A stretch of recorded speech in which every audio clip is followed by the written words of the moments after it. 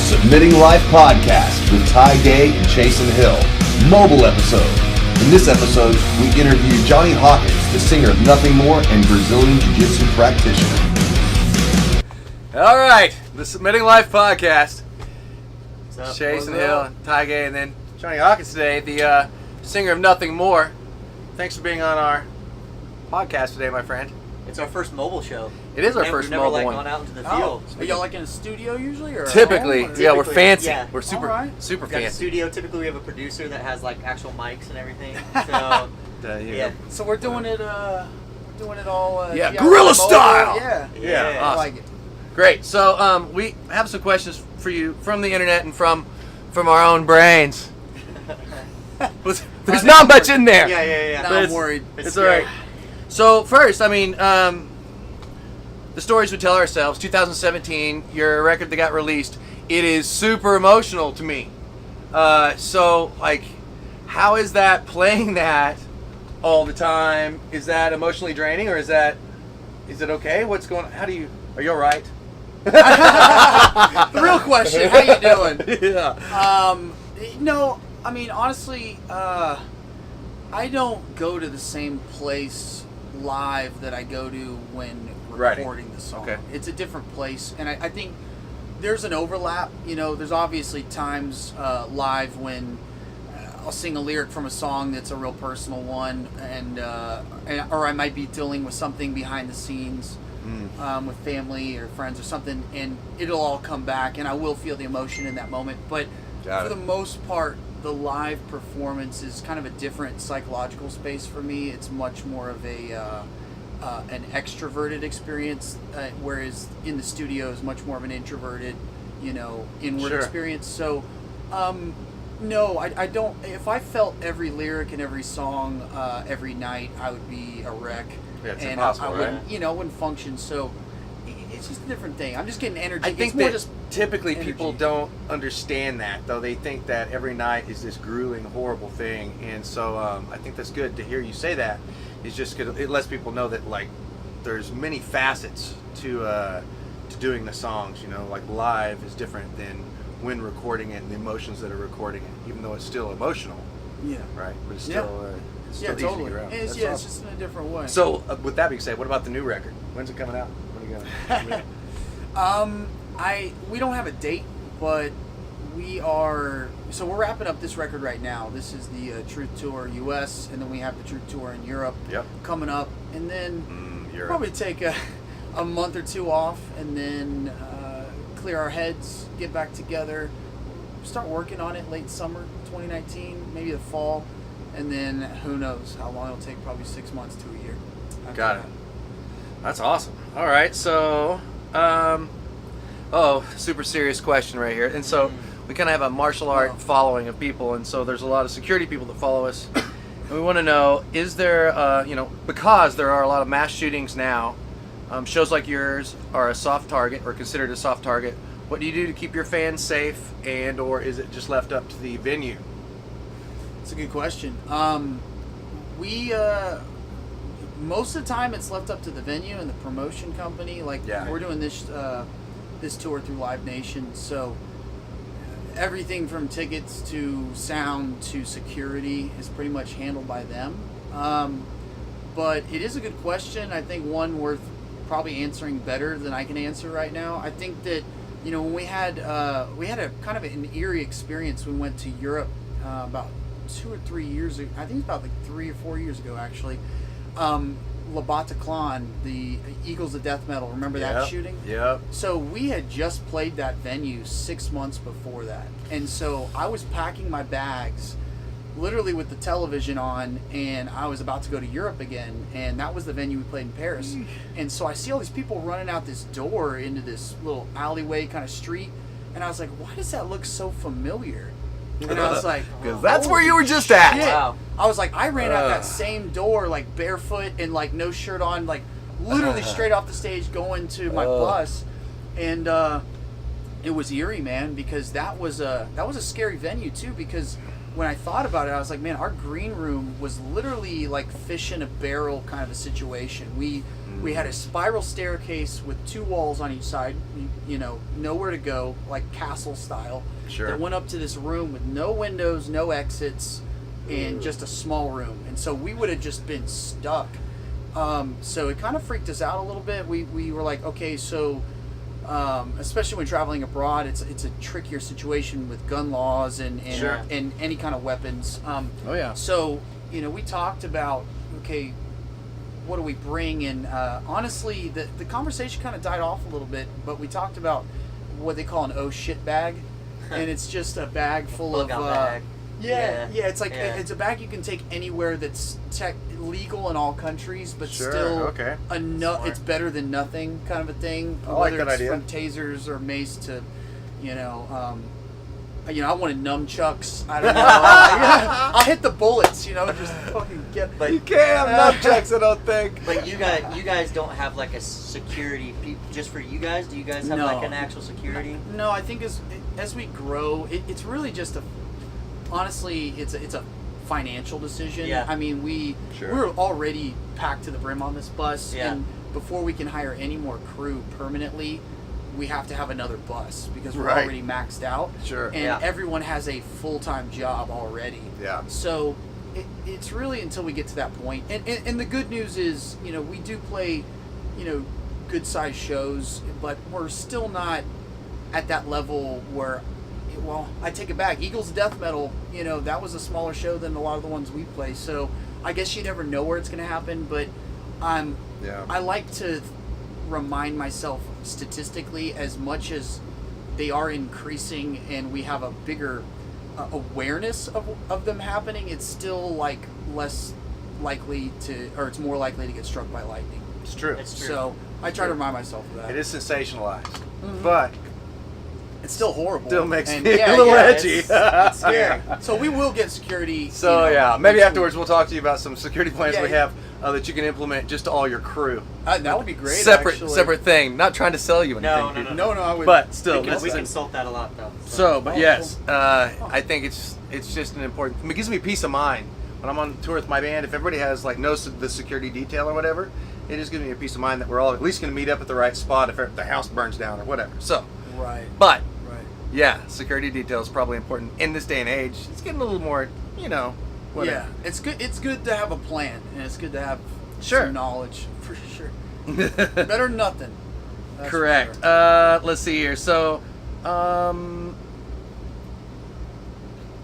let's see. Have you ever struggled with depression yourself? And if so, what are the tools that you've used to get through that? Yeah, definitely have a lot more when I was younger. Yeah. I think as I've gotten older, I've learned myself the More machine tools. that is me more. I have more knowledge now. I have more experience too to look back and go, oh, that's just that. Right. That's just how my mind works in this situation or in this environment or with this diet or whatever. The biggest tools that I found were, initially before I when you're young, you don't have a lot of tools. So the things that helped me at that time were music and physical activity. Jiu-Jitsu was a big one when my mom passed away. She had a real rough battle with cancer, so there was a lot of dark moments along that path that I had to Right. grapple with, no pun intended. But Jiu-Jitsu was my therapy because basically I felt like I had, someone that had just like brutalized my mother's life towards the end of it, but there was no person that I could beat the shit out of. It was Yeah. life. Yeah. It was just, it Yeah. was cancer. It was like, I can't, so I just tried to channel that. Super fucking helpless feeling. Yeah. right? Yeah, helpless. So channeling it into jiu-jitsu was a huge thing. As I got older, though, I got more dialed in, and a big part of that was diet. Like what you eat, when you eat, those things had a big effect. Like I noticed when I was in a period of grieving, where I was more emotionally like putty. I was gooier, less in a solid state in my Yeah. life, that it was real important then to have a really big breakfast every morning. lots of fats, lots of proteins, and that's actually a fact, an observable scientific thing that they've learned in the clinical psychology field. They do that with a lot of their patients who deal with anxiety and depression.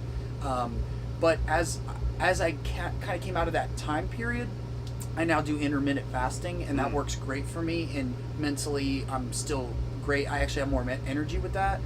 But like I said, at different times, it requires different tools. And so at that time of my life, I was in a different place. The other part was consistency with exercise. If some the motto that I like to say now is something is better than nothing every day. Even if a lot of times people talk themselves out of a workout or out of physical activity by going, man, I'm not gonna have time to do XYZ at the gym, so I just don't go at all. In reality, I was like, no, like doing something is still better than nothing, and it actually very centering, because it forced me out of my head and pushed me into my body, especially with for me personally, heavier weights.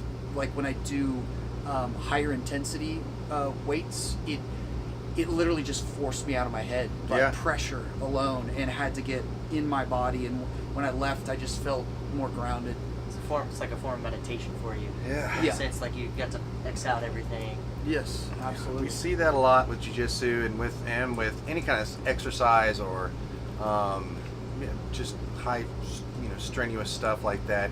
It does force you to get into your body and get out of the whatever headspace that you're in. So I think that's a good thing for people to hear, especially being young. When you're young, well, you have like hormones mixed with not enough experience, mixed with life sucks, mixed with, and so it's hard to know like what to do. I wish somebody had told me, hey, listen, just go run a little bit, it would have helped me a lot to get some of the crazy energy that I had out that way, as opposed to some of the other ways that I went through. Luckily, still I made it through, but it's been cool to have heard some of those things early on, and that's why I think things like this are good for. And can I say one more thing on that? Is I think this one's probably one of the biggest ones, actually, because the other ones that I mentioned are kind of more foundational. It's like you could work out all day long, but if you never eat protein or you never eat any food, like your body's going to start dying, right? Like, so there's some fundamental things like food and sleep, and sleep is a big one, and exercise. But on top of all those, I think that the psychological number one is an inspiring goal, because I've studied countless number of in my life of successful people in whatever success means to you, but people who have exceeded at whatever they're chasing after, and they all say the same thing, that we as human beings are an aiming creature. We have been from deep into our roots. We were aiming things at animals. We were aiming, shooting arrows, shooting guns, like throwing rocks. Like we have an aim, and in that same way, when we aim at the right thing, like it's not that your depression or your demons or whatever, you don't fight them. You just aim at the highest good or the highest, most inspiring thing that hits you in your core, and they get smaller.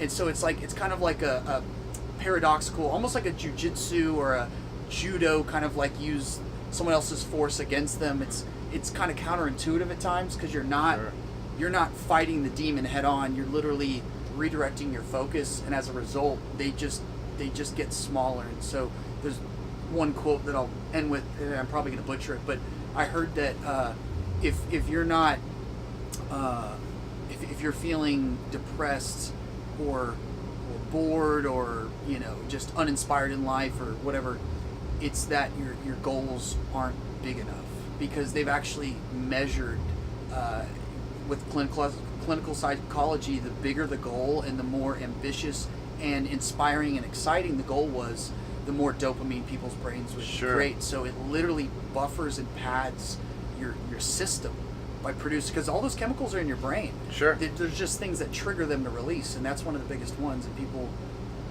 do you think that because people don't sometimes make these goals for themselves, it gives them maybe a lack of purpose, and that lack of purpose lets them to be sedentary or whatever it is, that setting goals that are super high like that creates like a sense of urgency for your sense of purpose that's really driving, right? Oh yeah. But it's scary.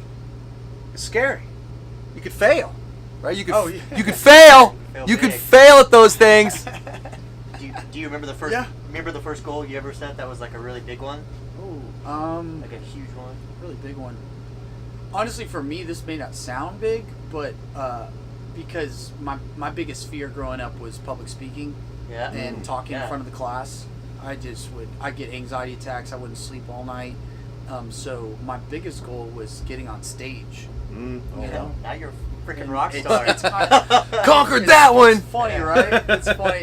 funny. Sometimes your greatest fulfillment in life is behind your greatest fear. I heard this guy Jordan Peterson. Yeah. I listen to him a lot. Yeah. Yep. He said there's a reason that one of the oldest like human fables, myths, whatever, is a dragon guarding gold. It's the most like menacing creature you could imagine as a human creature to face, because it's just gonna kill you. You're not gonna beat it, right? Yeah. But that's the thing that is gonna have is guarding the gold, and I found that in life to be true. Like, That's badass. Yeah. it's crazy. I'm for it. You can fail. You can fail. No, it's okay. Yeah. You should fail. You should fail over and over again. It's okay. Once you fail a few times at things, it seem so bad. It's like, no big deal. It's not too Oh, I yeah. failed at a bunch of stuff. You know what makes you fail a lot is jiu-jitsu. Jiu-jitsu, you fail all the time. Every day. day. Right? Every freaking day you have to fail. Day. You know, every day in jiu-jitsu, I'll have that one day that where I'm like, man, I'm a badass. Yeah. I'm like, Yeah. I'm killing You're it. tapping. He's the out. hammer that day. I'm just got everything's just working right. I know my body. Yeah. And then the next day, I'm just like, Sometimes smashed. you're the hammer, and Oh. sometimes you're the nail. Yep. Yeah. Well, man, I appreciate you, brother, for doing this little thing for us. I know that you have a hectic work schedule, and I know that you don't get to be on the mat as much as you'd like to be, but Yeah, definitely.